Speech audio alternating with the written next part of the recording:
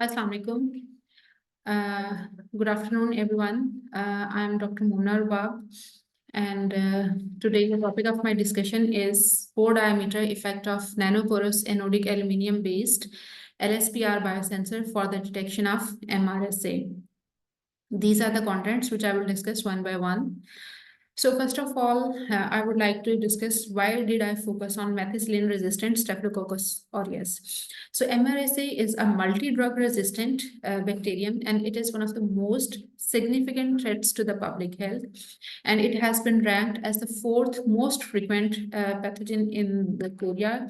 And also, there are approximately 48 million illnesses and 128,000 hospitalization and 3,000 deaths each year in the United States.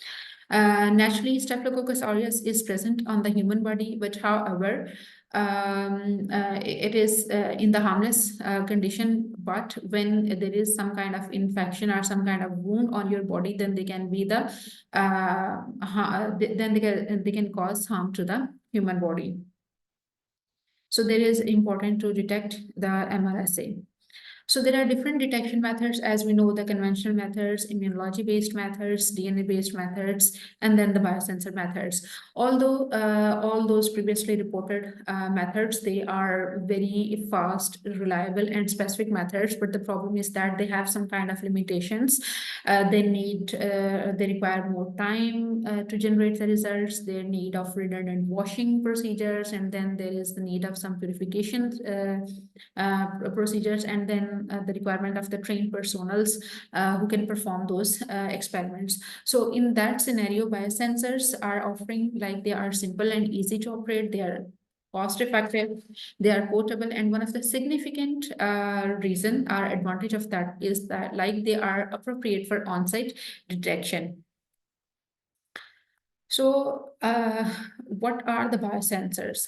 So biosensors we can define as they are composed of biorecognition element are the bioreceptors and the transducers. So we can define that the biosensors are the analytical device that converts a biological response from the biorecognition element into the electrical signal with the help of the transducers. So there are different biorecognition elements and transducers are listed on the in the PPT. So among those, we are going to focus on the optical biosensors. What are the reasons why we are using the optical biosensors?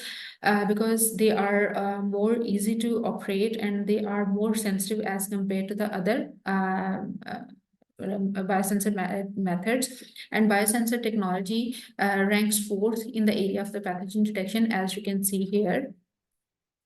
And then the optical biosensors are further also classified as surface plasmon resonance, localized surface plasmon resonance, surface enhanced Raman scattering, and fiber optic biosensors. So SPR is the collective oscillation of electrons when light is confined on the thin metal surface. So here comes the Na-based LSPR mechanism, nanoporous anodic aluminium, and then localized surface plasmon resonance. So the factors which are more important in the LSPR are the pore length, and in pore length it is the anodization time, the pore diameter, then the type of electrolyte which you are going to use, and the voltage which you are going to apply. And then you can get the wavelength picture of that one, and then you can see the difference before and after the binding of the bacteria. So what are the actually the advantages of LSPR?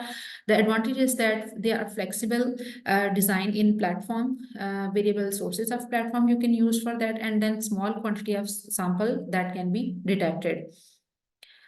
So keeping in this view, the objective of this study was the application of nanoporous anodic aluminium-based LSPR for the detection of MRSA in milk.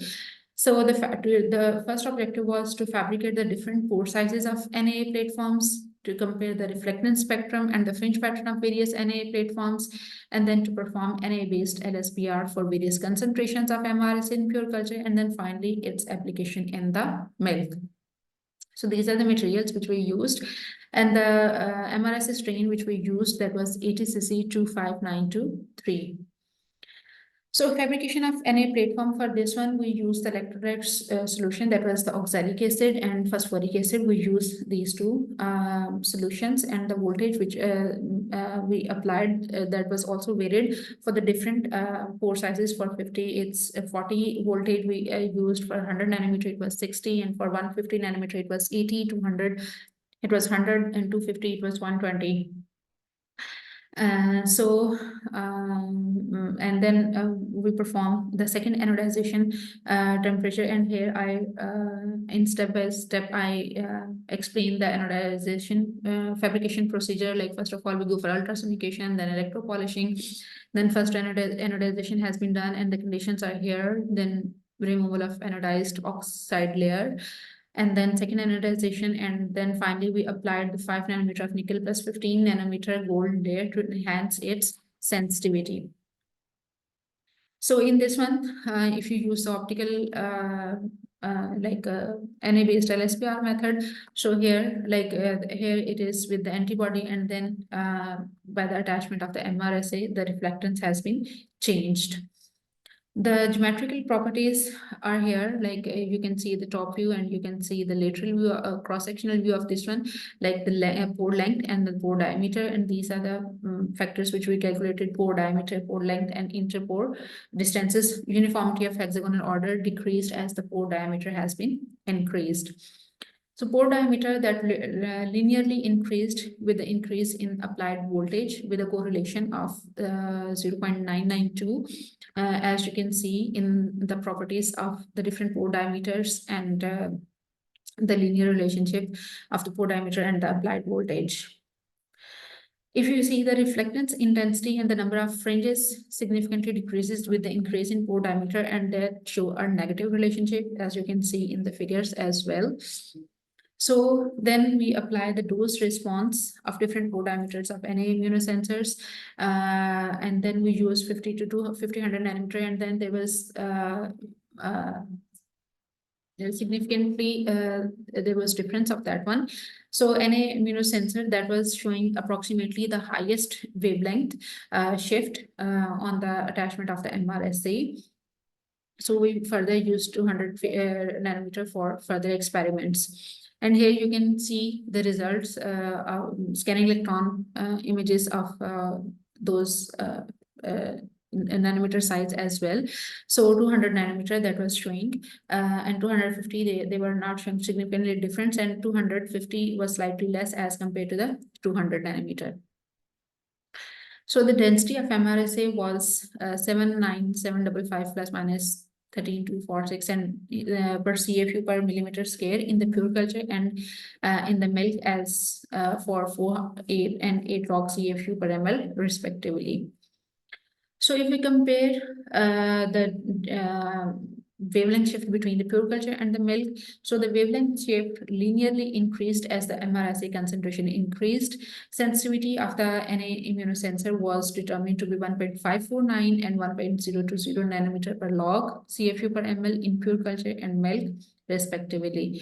So the detection limit of this NA-based LSPR method was determined to be 1 log CFU per ml in milk.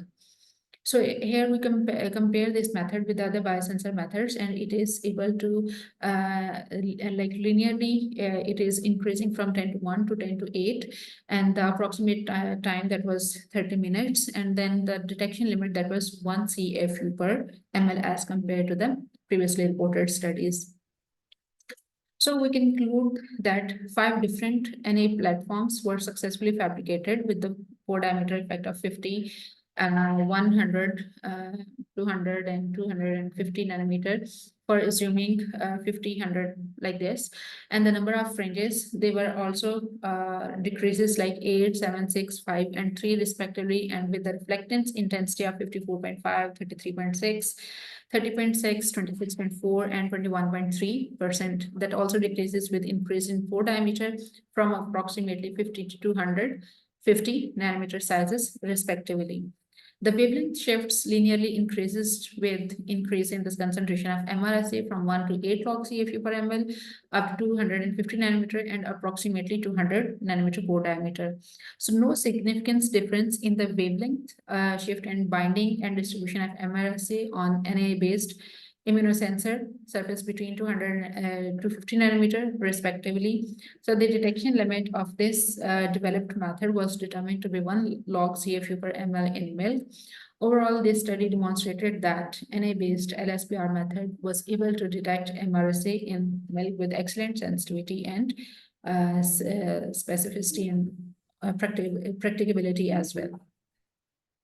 So these are the references which are here. So thank you so much for your attention. Thank you.